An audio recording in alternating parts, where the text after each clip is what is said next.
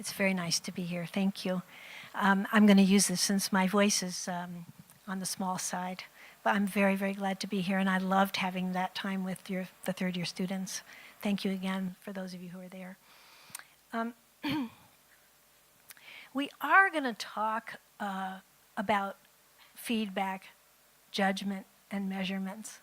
And I just want to preface all that by saying a lot of that is who we are. I think our judgments, at least for me, are a steady stream of information that I feed myself all day long. Not just my art self, I mean my self. Like, how was the day? What happened? Who did I get to meet? What did I think about that? What did I think about that hallway? How was the bathroom down there? What was it like to sit here? Who am I sitting next to? Do I like this or not? What's going to happen when I get home tonight? Oh, how's my partner? Wait, I don't have a partner. Why don't I have a relationship? Like, what is happening? It's like all the time.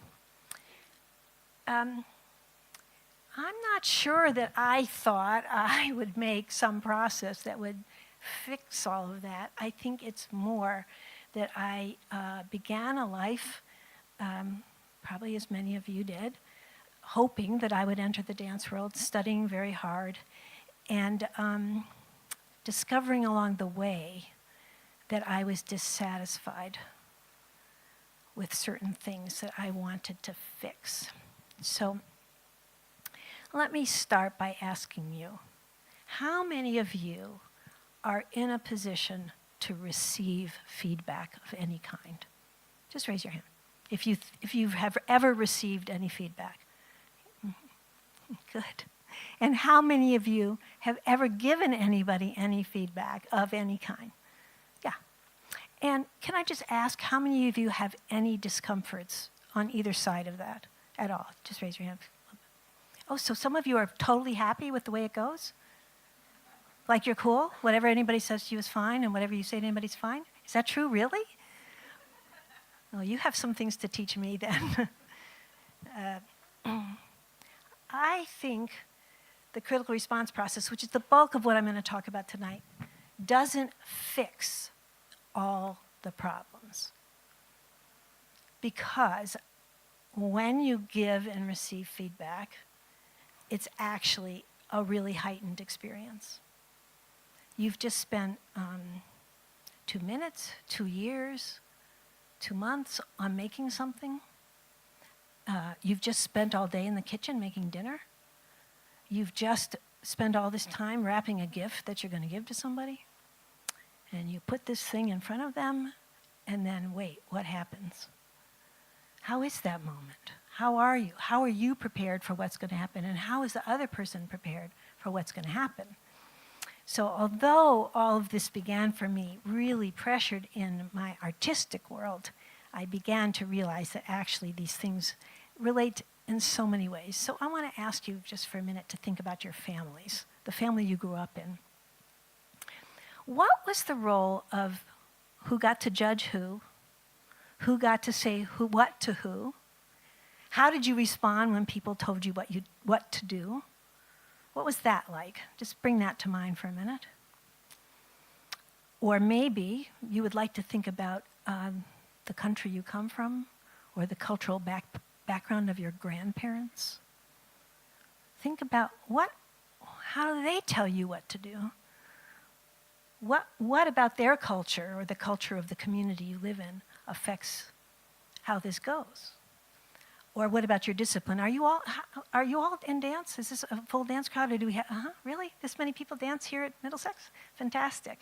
All right, think about our field, you guys. How's our field doing about giving and receiving feedback? What goes on in dance? What do we consider honest, not honest? What do we consider true, not true, right? So, and I don't know, maybe something in your religions? Something about the faith that is going on that you were given as you grew up?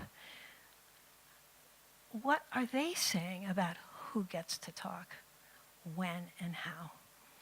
So can I ask you to I'm going to give you a minute or two. It's a little weird in these kinds of things, but I would really love for you to talk to somebody next to you for a minute. The problem is, if you talk to somebody next to you, if you go this way and you go that way and you're by yourself, you're going to be really mad at me, right? In fact, you'll have some judgments for the situation. You'll feel it. So make sure you have somebody to talk to. 3 people at most. I just want you to take a minute or two. Think either about your family, think about the dance, the dance studio you grew up in. Think about religion, and just say to yourself, what ideas came up in that situation about the way I give and receive feedback? You have 90 seconds. Talk to yourselves. Yeah.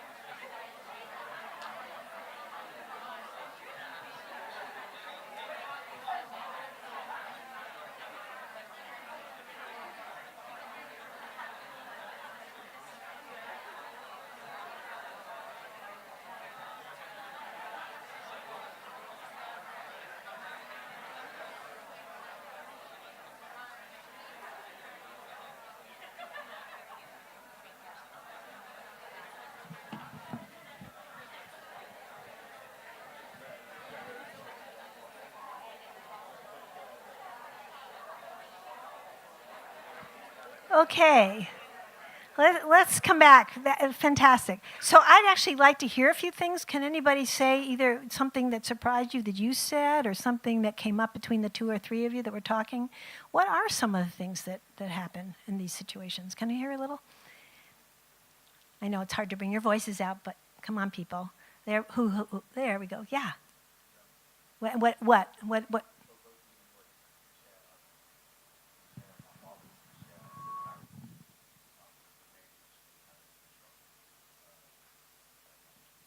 And what was that? Can you hear? He's talking about, do you need the microphone? Can you hear okay?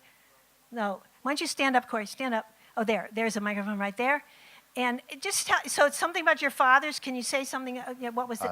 I feel like we both shared that our fathers were quite liberal on certain rules, but then you really couldn't judge how to kind of take your own father, because when you got a dad that's just strict, you kind of know where the line is. But with our dad, it varied on depending on what rule or what it was. So, and having that similarity was quite funny. Yeah, so it's kind of a little counterintuitive. You think being liberal and open is maybe a good thing, except then you don't know when it's going to crash down on you. You don't know. Whereas if it's strict, you know what the rules are. It's very clear. You know at least what to expect. Very interesting, and we can already start to apply these things to our artistic world. Where are there rules? Where aren't there rules? What if I decide to break the rules as a choreographer? What's going to happen to me? What is that? So yes. Okay, what else came up for people besides your fathers? I can wait. Yeah, thank you. The issue of gender. Can you take the microphone? Oh God, it's heavy. So the issue of gender came up. So in terms of the mother and the father, who had the most power to make all the decisions for the family. Yeah. And of course, if you're watching that and you're growing up into that, what kind of decisions that helps you see or not see? Of course, we're seeing a lot of shifting over time about some of these voices. For example, I'm Jewish, and in my tradition, there's a beautiful tradition of people being able to make commentary on other people's ideas over several thousand years. It's a book called the Talmud. It's a beautiful thing. Somebody says something, and then over hundreds of years, other people can say yes, no, maybe, whatever. But guess what? It's all men. There's not a single female voice in that. So how do we begin to change that and say, wait a minute, a female's voice matters? And of course, we're all discovering as we live right now what that requires, what kind of change that requires. What else? your family backgrounds. What about dance? What about what goes on in our field or the studio you grew up in? What kind of feedback did you get?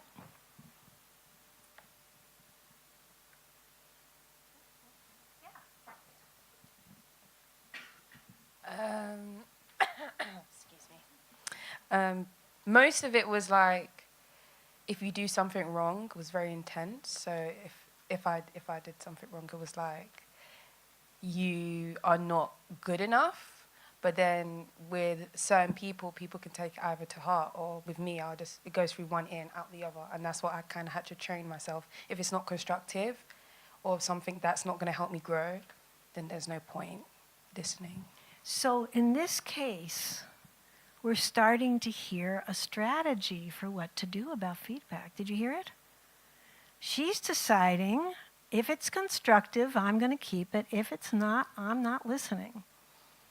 So who has the ownership in the feedback in that setup? A little bit. You've taken the ownership back a little bit in a situation that otherwise you're either wrong or right. Very interesting. So I thought maybe what I'd do tonight is tell you a little bit about my own history and why I came to make this thing, and then talk you through the values that live inside this set of protocols. I believe that structure sets you free. So this is a set of structures. You can decide, because we're going to try it, whether you think that's so or not. So just to follow on what was just said, I began as a classical dancer. I was raised in classical ballet, very, very serious ballerina. And in ballet, you are either right or wrong, and you are mostly wrong. In fact, that's kind of the definition of ballet, right? And you know, there's something interesting about that, right? The standards are set by somebody else a couple hundred years ago, set by a culture that I had nothing to do with. And we spend our whole time attempting to meet that standard. You know, I loved it. I really loved training. I loved it. It's like you said about the father, when it's rigid, I liked knowing what the rules were. But you guys, even as I started when I was like this big. Even when I was little, I knew something wasn't quite right. Like, why could my teachers just scream at me over whether my leg was here or here? Literally. Like, why? What had I done to be that wrong, that bad, that terrible? So I don't think, though, if I had stayed in classical ballet, I don't think I would have made the critical response process, because I would have done like you did. I developed strategies. And if we spent the rest of the time going right down the row and saying, what's your strategy, what's your strategy, we would have so many good ideas for how people contend with feedback. You know, there was one, I used to pretend I had a plastic thing in front of me, and I could see the person yelling, but I couldn't hear it. That was one. I liked that one a lot. But you know what's the problem with this? When I set that up and I'm going to pretend I'm not hearing, guess what? I didn't get the feedback. Like, I didn't get the underneath thing that they're trying to tell me to do because I was so busy protecting myself from the way it was coming in. That does not make sense. So how could I extract the feedback and use it became one of my questions. Then I moved into contemporary forms, and as again we heard from Corey and Corey, your partner, there still was a right or wrong. I just didn't know which was which. Like why something was right or wrong. Now I'm talking not just about as a dancer. I'm talking about as a choreographer, beginning to find my choreographic voice. What was it? Like, on what basis would people tell me what was reasonable or not in the work that I was making? I struggled a lot with that. I think I could have figured the system out well enough, though, to survive, except a few things began to happen to me. One is that I formed a company, started to perform around the United States, actually. I was very fortunate to be seen and get sent out early in my life. I also started to get reviews from the papers.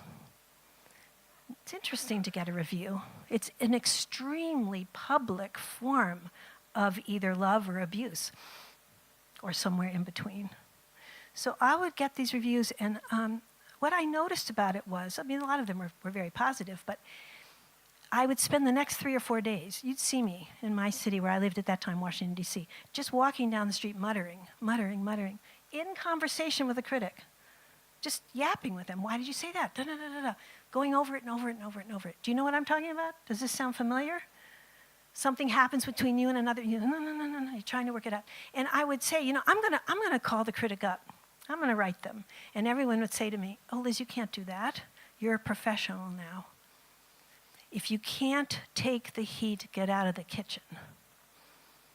And I thought, this is weird, because I'm the cook. I should have something to say about this.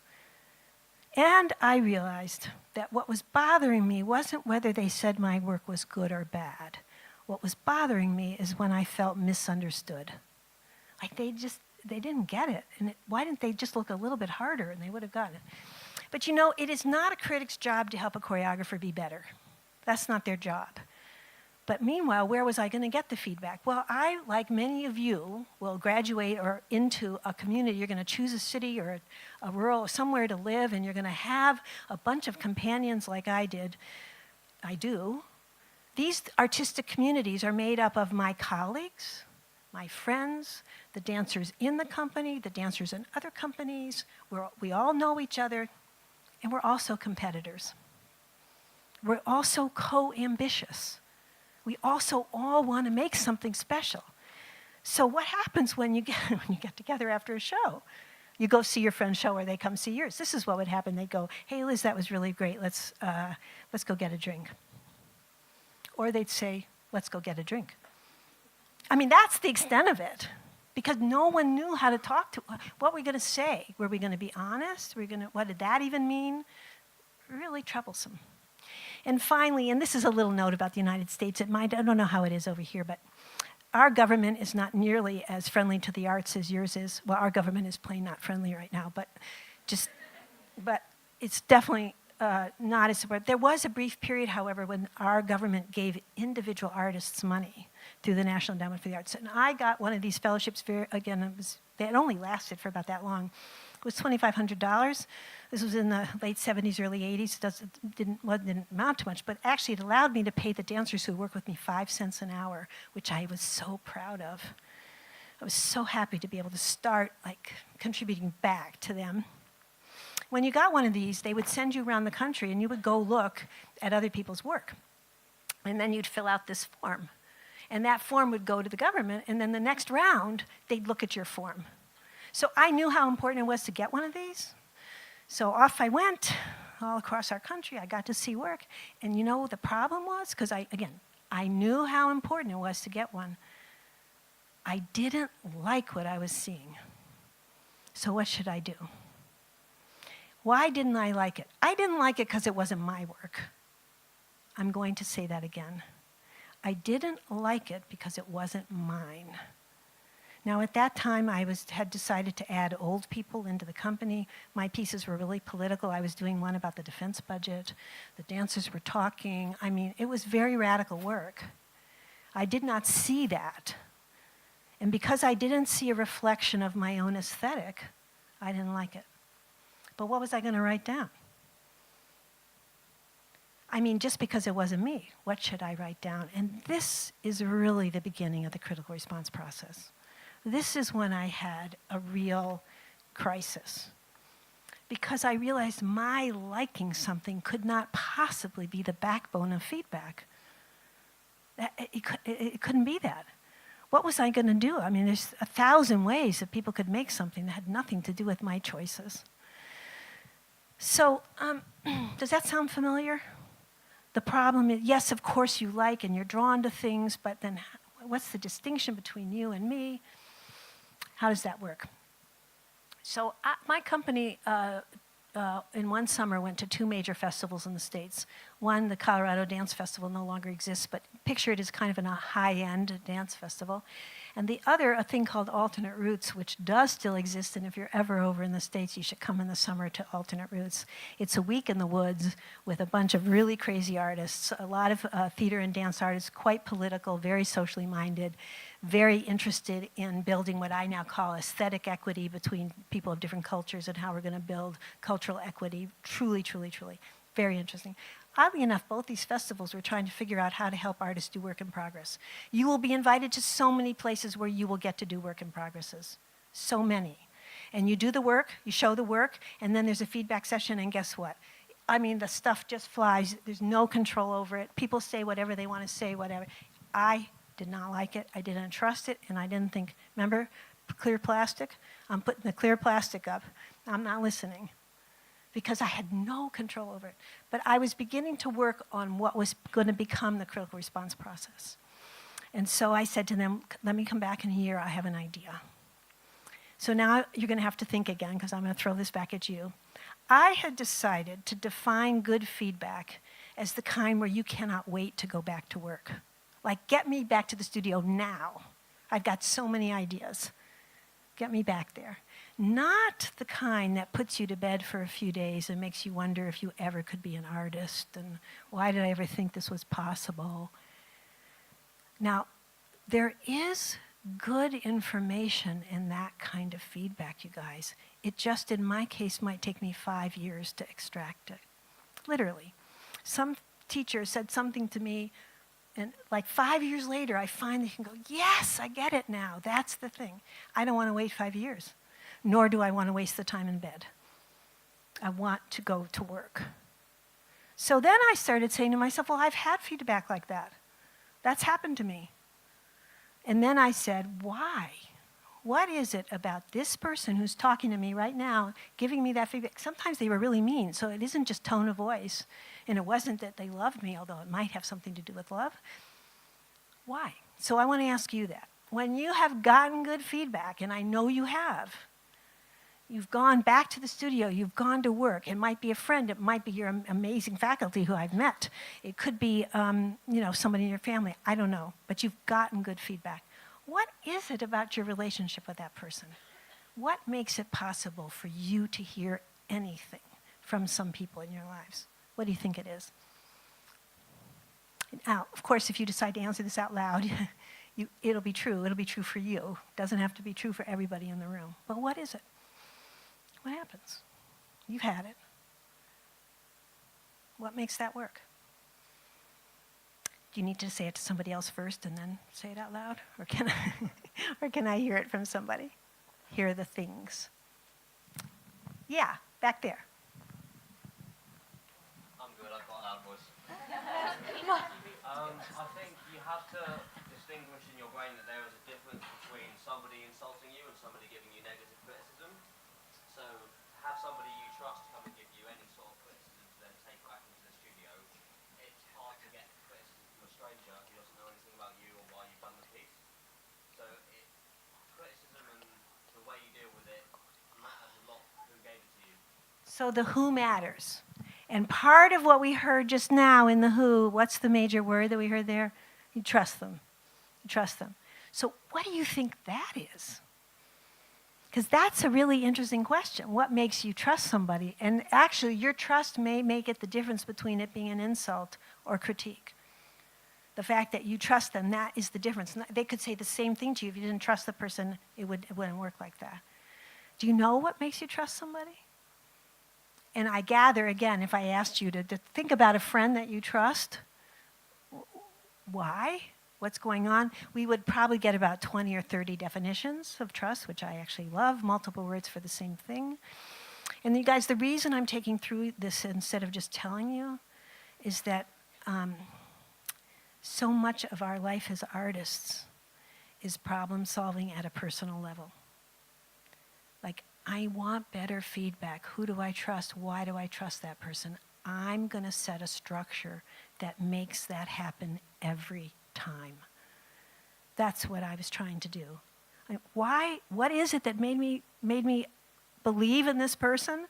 And then can I construct an environment that will always happen? And that's the way I want you to start thinking. It's personal. It starts personal, but then what can you do with it? So anybody else? What makes you trust somebody? Anybody? Yeah. Honesty. Yeah, so, yeah, go ahead, keep going. I suppose when you're honest, you got to believe, like, no matter how much... I thought I was louder. Yeah, we'd love to hear you through the microphone. Am I on? Can you Yeah, hear me? you Can are. everyone hear You're me? on. All right. Yeah, so honestly, it's like, I suppose you could be really good friends with someone, but if they keep lying to you, you can't ask them how good your hair looks, because they might just go, oh yeah, it looks great, you know, I think pink's your colour, when it's not my colour.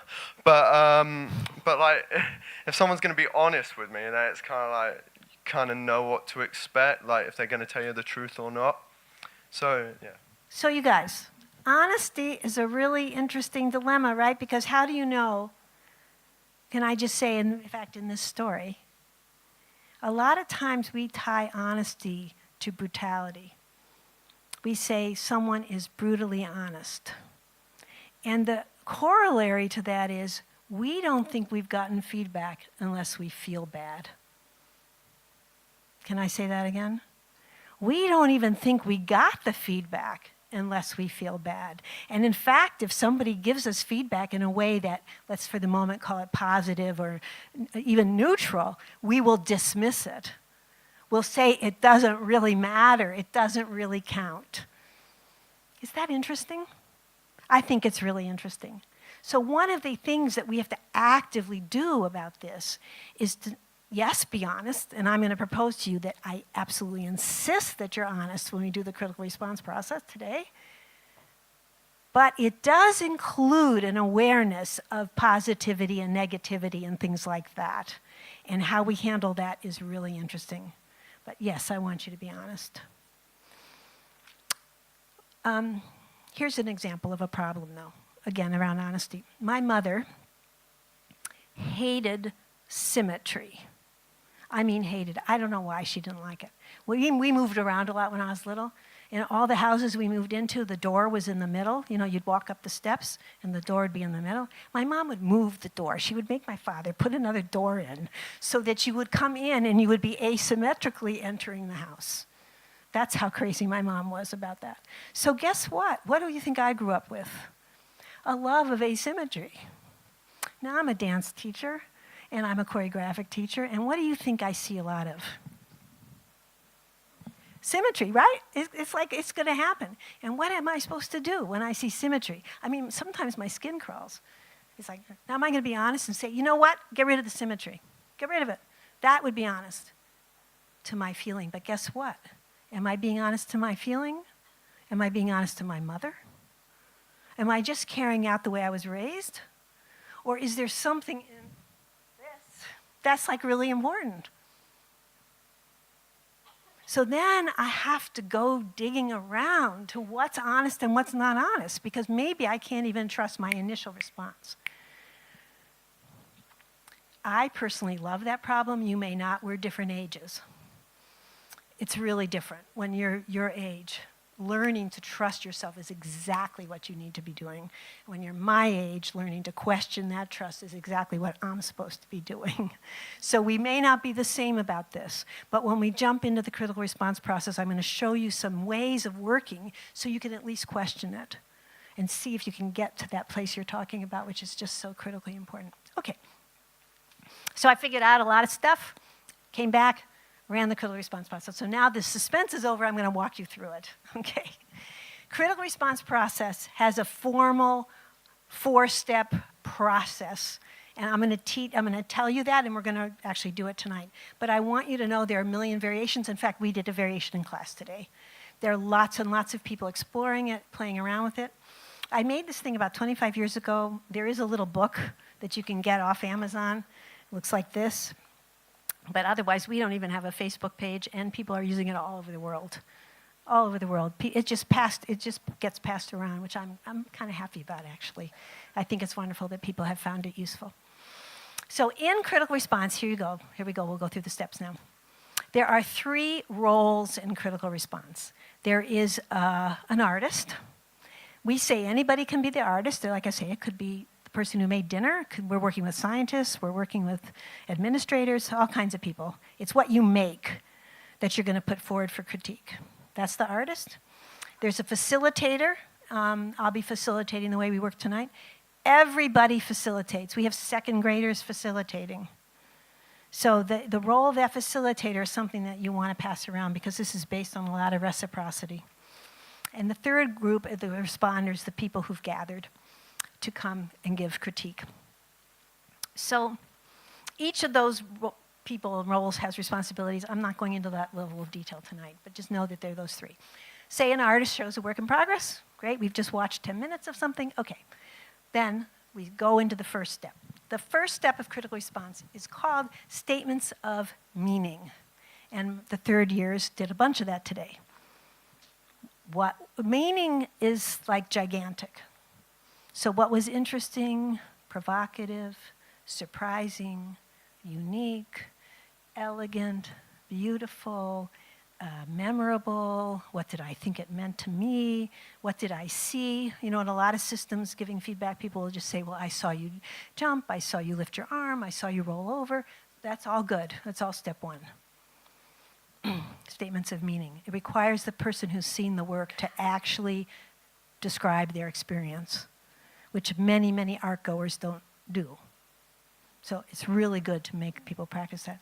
There is a filter in the first step. And here I have to acknowledge that language fails us. I'm going to use language, positive, negative, but it's not good language. In the first step, you have to filter out the things that are not working, lead you to discomfort, you don't like, you think are problematic, you wish the person would change. You filter them out, but you don't put them in the wastebasket. You need them. They are essential. I want you to have them. Critical response is not judgment-free. It is completely about your judgments. It's entirely about your judgment. You just don't lead with what's not working. Hold on to it. Just talk about what is working. Now, for some people, that's already dishonest. Already, you do that, you're not being honest. So let me ask you a question. If you look around the room, do you see something gray? You see the color gray anywhere? Okay, good.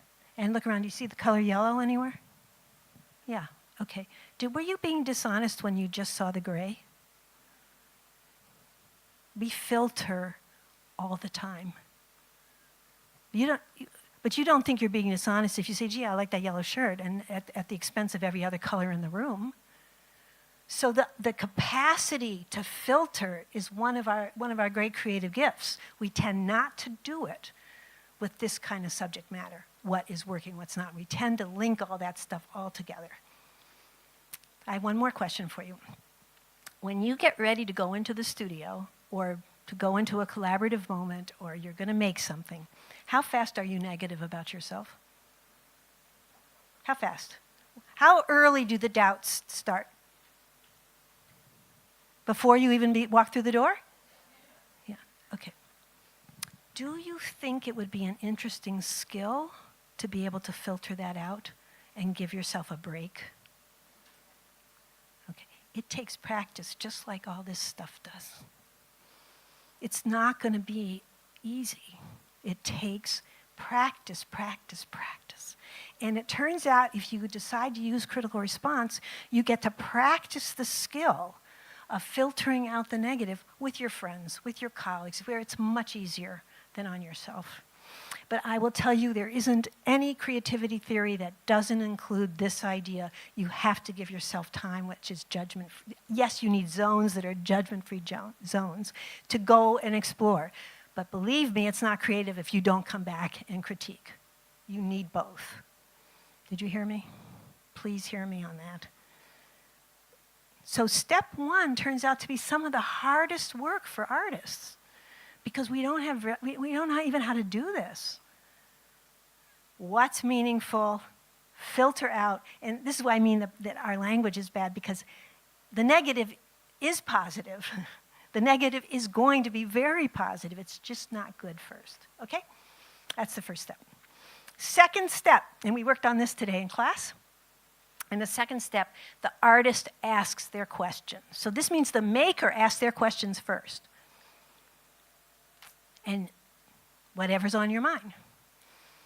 So you've been at work in progress events, I suspect. What do artists do when they get up right before they perform and show you something? what do? They apologize. It's not going to be this, no, and that part, and you know what I'm talking about, and like that. I want you to learn how to take those apologies, those worries, those doubts, and turn them into questions, which we did today in class. It's hard work, but it's so beautiful. And pretty soon, you can start to see that the stuff that's bugging you is a real question. Otherwise, it just cycles in there. Just goes round and round, round, round, round, round. What I'm telling you is that even though I say step 2, the artists ask their questions, sometimes our concerns don't come to us in the form of a question. They come to us in the form of insomnia, a doubt, something, this obsession, and we just keep running the thing, right? You know what I'm talking about. I know you do. So you can start to practice, how do I get a question out of that? And honestly, it's thrilling. It's really thrilling, you guys. You can take care of most of the critique in the second step. You know what the issues are in your own work, ask. Now here's the rule for the responders, and this is one of my favorite things in critical response. The responders have to stay on topic. They have to answer the question you ask. They do not get to change what you asked. So if I said to you, what do you think about the ending of my dance that I just showed you? You could say, oh, that was fine, Liz, that's okay. You could also say, the ending doesn't work, here's why. You can be really blunt, directly honest, say what you mean. The ending didn't work. I asked you about the ending, I want to know. But you can't do this. Liz, the ending of your dance was fine, but your hair is bad. You can't do that. Why? Why not? Why can't you do that? What's going to happen to me if you do that? You ask about something that you care about and someone comes back at you with something else. What do? You probably get defensive. Is it true? You probably go, what are you talking about, right? And I want to articulate that if you get defensive, you can't learn anymore. Remember, defensive is a good strategy for certain kinds of feedback, but if you want to learn, you can't be in defensive mode. So critical response is designed to keep your defenses down, keep you open, as you said in your introduction, keep you open to influence. So I'm trusting you, there's that word trust, I'm trusting you that if I say to you, what do you think about the ending of my dance, you are going to absolutely stay on topic. And then I can ask you another question and another question and another question. Stay on topic. This is like when my daughter used to ask me to come into her room to help her with her homework.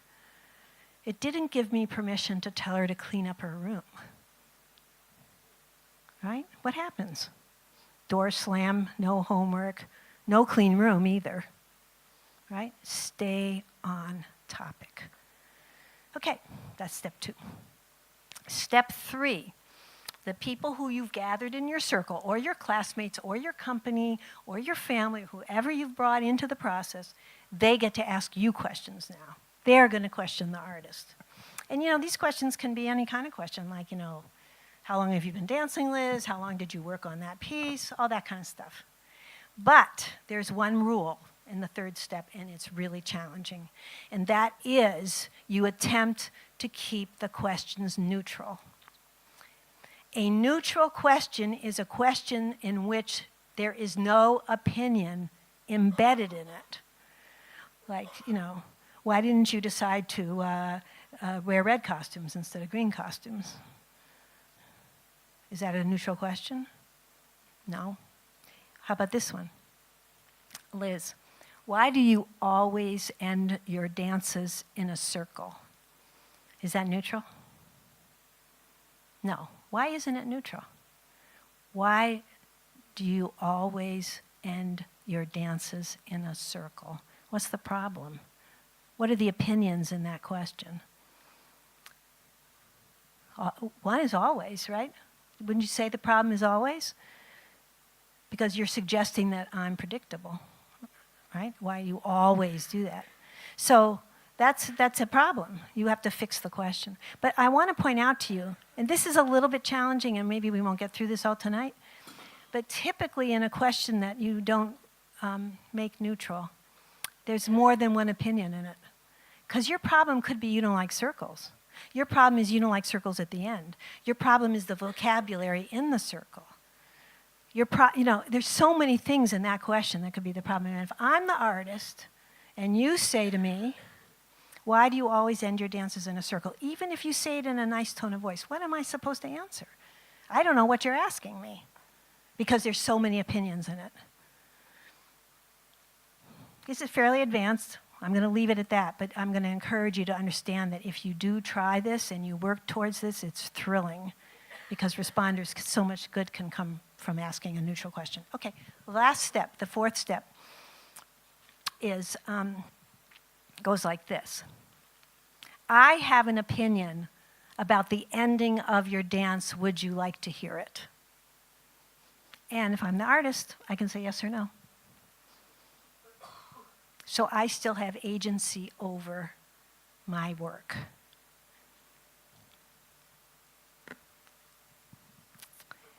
I think it's really powerful to observe that if a person gives you a step one meaning, they tell you something meaningful. If you ask a question and they answer it, if they ask you a question, and then they get around to that fourth step and they have opinion, do you think you want to hear it?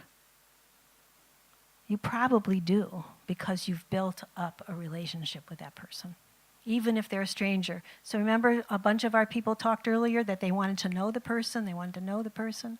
Actually, this process builds that into the process. So those are the 4 steps. So, does anybody have any questions about this? Anything on your mind about it? Are you starting to think about how you might try it or apply it? No? Do you want to try it? Can we try it a little bit?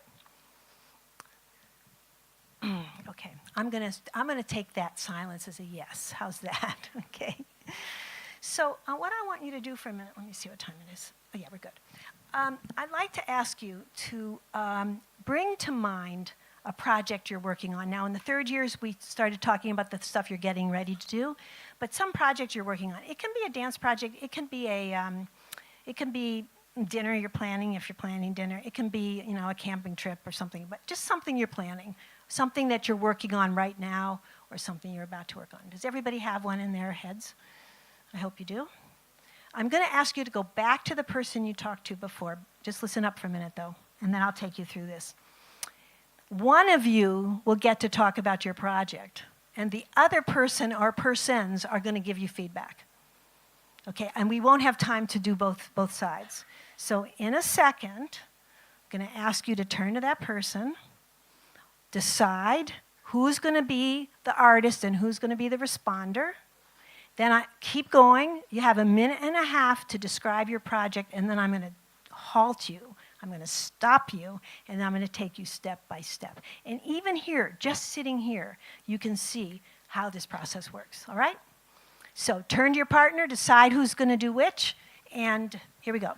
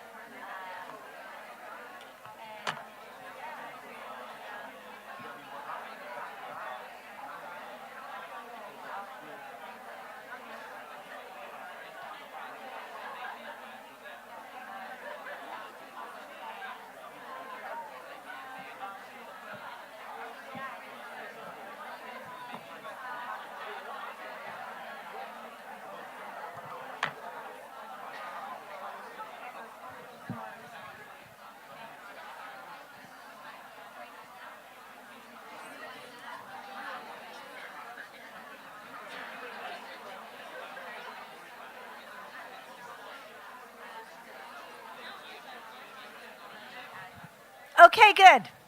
Excellent.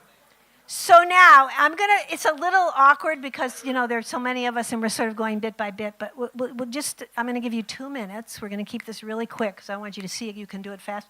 Most critical response sessions take 30 minutes, 40 minutes or something like that, but we're going to go quickly. Now that you've told what the project is, responder, you have 2 minutes to talk about what's meaningful. Filter out the negative. People who just listen to what they're, see if you can hear it. Try not to dismiss it. Just take it in, see what happens. 2 minutes, and then I'll tell you to stop, okay? What's meaningful? And if you have to repeat yourself, repeat yourself. Go. Go.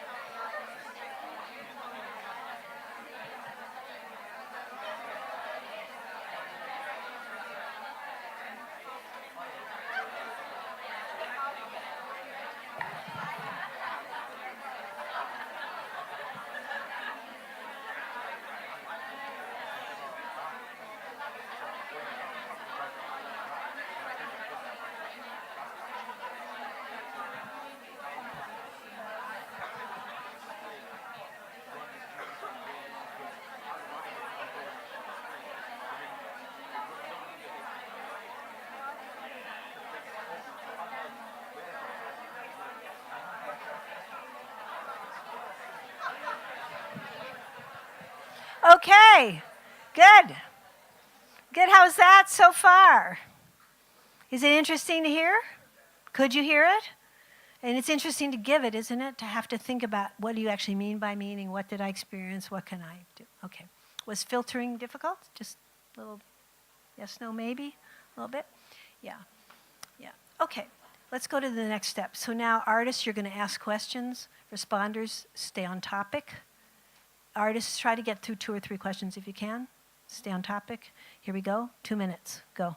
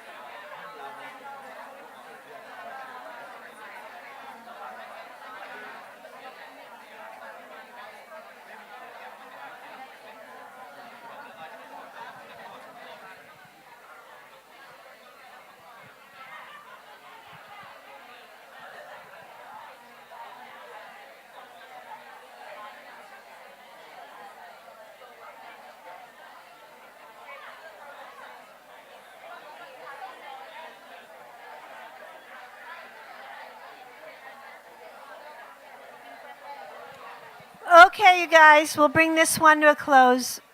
I just want to say how energetic the room is. It's just fantastic. I hope you feel how exciting that is. It's wonderful. Step 3, responders, you're going to ask questions. If you have an opinion, if you have the things you filtered out, see if you can turn them into neutral questions.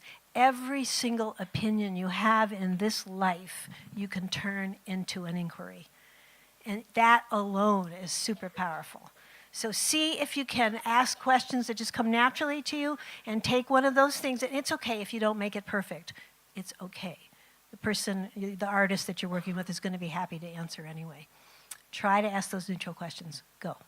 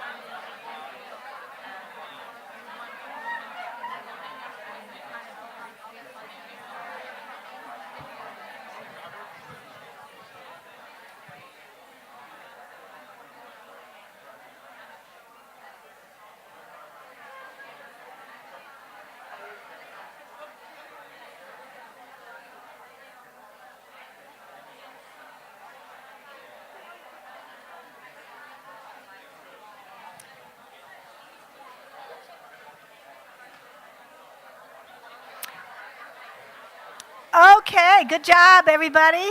Awesome. Very good. We're going to move right along. Last step. In this step, responders, you say, I have an opinion about, and you name it. Do you want to hear it? Artists can say yes or no. Now, why do we do this little ritual? Why do we do this? If I was going to throw a feather at you, and I said, here comes a feather, how would you prepare your bodies? And if I was going to throw a bowling ball at you, how would you prepare your bodies? It's different, isn't it? Most of our lives, most of the opinions are going to come at us from every direction without any thought in whatever mode the person wants to give it to you. This step, again, gives you some control over it. And incidentally, person giving the opinion, it forces you to try to select one, not 5. And then you do another one. Oh, I have another opinion. This one's about, do you want to hear that? Oh, I have another one. Don't pile it on, one by one. And that makes it possible for this person to hear what you're saying. Okay, go, give it a whirl.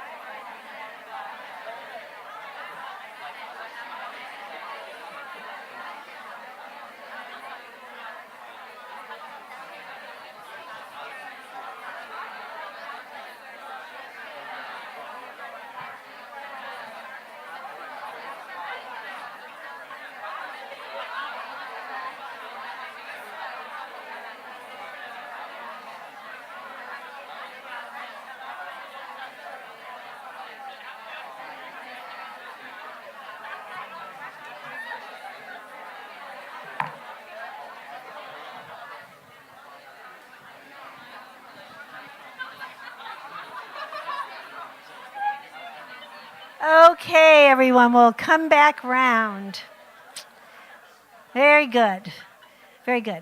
Okay, how'd that go? Was that interesting? Oh, well, I don't know if you'll tell me anyway, but I hope that was interesting. I hope you got something out of it. Actually, do you need to check in with your partner on the way out the door? What was useful about that or not? I won't take the time now. But you got a little taste of it. If you're interested in it, there are lots of people in this city doing it. And if your faculty's interested in it, there are many ways that you could continue to play around with this particular. Remember, this is formal. There are lots of informal ones. So I want to tell you 2 stories, and then you'll be off into the evening. The first story is, what do you do when you want to fix someone else's work? What do you do about that? Because fixing someone else's work is just really, really creative. I think it's a problem. When you fix someone else's work, they're not getting the hard work and effort to figure it out for themselves. And there are aspects of critical response that let you do that, especially that 3rd step. So I like to say to people, take your fix-its and turn them into questions. And here's an example from my life. So when I was a young choreographer, I got selected by a very famous New York director to spend a few weeks with her. She had picked about 5 of us, and to work with whatever. I was working on a new solo, and she came in, and I was struggling with one part, and she fixed it. I toured this piece for a long time, and every single review loved her fix it. I thought I should put an asterisk in the program. By the way, the best part of this dance, not mine, hers. Now, she's a director, and directors do that, but I'm interested, actually, I believe if she had asked me enough questions, I could have solved it, and I could have owned it. And this is the part of this that gets delicate now. You guys moving into these collaborative environments that you're working in, and it's thrilling to have ideas for each other and how you're going to work your way through this. But just remember that if someone's trying to work through something, you have some tools now to help them solve it. Question, question, question. And then you can always say to them, hey, I have an idea about how to fix it. Would you like to hear it? And they could tell you yes, or they could say, tell me tomorrow, give me 24 hours. I really want to work on it first. Do you see who has the agency then? And how they can make it their own. And you guys, you can work on this with each other. It's very, very powerful. Here's the last thing, and I'm going to go really quickly on this. I don't have enough time to really set this up for you, but you could say, why does all this matter, really? And I want to advocate that the world is changing so much that our tools and skills and capacities for working in the way things are changing require different structures. So when my mom died, I decided to make a piece about her death. I was really young. I went into a senior center, wanted old people to be in the piece to welcome her into, heaven or wherever she was. I had never done a thing with old people. This was in the 70s. Nobody danced with old people then. You couldn't even find old people. But now, of course, everybody's old. But at that time, that was not the case. Anyway, I got really interested in this, and the old people danced in the piece. They were beautiful. People loved it. And I thought it was over, and the old people said, well, what's next? And so I ended up staying in that senior center for 10 years, and they became part of the company, and it really changed my life. So during that period, people would do this. They'd say to me, okay, Liz, the company, which we were touring, the stuff you do at the Kennedy Center, that's like one of our really big, beautiful halls. That's up here. And the work you do with the old people, okay, that's down here. This is art, okay, whatever you want to call that. Or people did this. And they said, okay, that's stuff you're doing in communities and prisons and hospitals. That's so great. Why do you even want to be on stage anymore? I mean, stage is old, it's white, it's European. I'm sorry they did say that. It's male, all kinds of stuff. Why would you want to do that? And I said to myself, well, wait, this is really stupid. This is impoverished. I love both. Why would I want to choose? So I did this, which is really easy to do with my hands. I'm going to live like that. And then sometimes it's actually a circle, and these things are really close to each other. It turns out that when we learn our behaviors in this world, but our world is coming to this. In this hierarchical world, this is good and this is not good. It's easy to give feedback. This is good, this isn't good. But what happens in this world? When we've decided we're going to be here, now what's good? Well, context matters. Who's doing it matters. Where is it happening matters. Who the performers are matters. What your goals are matters. It's 1,000 things. This world. So this is why things like critical response matter. Because you guys are going to be in this world, as I said, in this, turns out we do this about everything: nurture, rigor, individual, collaborative. We just constantly set up hierarchies. But I think you'll probably agree with me that much of your life ahead of you is going to be in this world. And let me add one last thing, which is how we treat the different genres in our form. Is this ballet and this is folk? Is this contemporary and is this street? What are we going to do about that? It is impoverished. And I'm not satisfied with doing this because it just recreates the system. So I want to do this. Well, now, how are we going to deal with this? I think of it as aesthetic equity. And I'm happy to say, I saw it today in the class I was teaching. I saw this amazing range of movement choices people are making and how we're going to live in that world.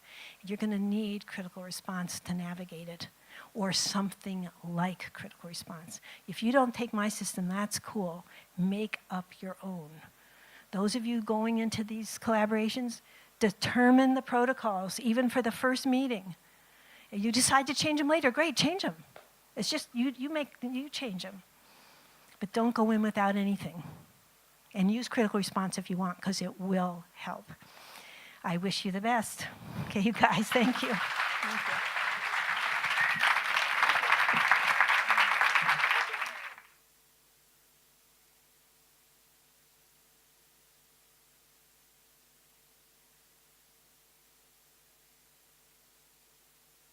Thank you. I don't know I think we're all going to be, I can just picture tomorrow. It's going to be very noisy. It's going to be in a good way. And please, just once more, really thank Liz, because I know you've had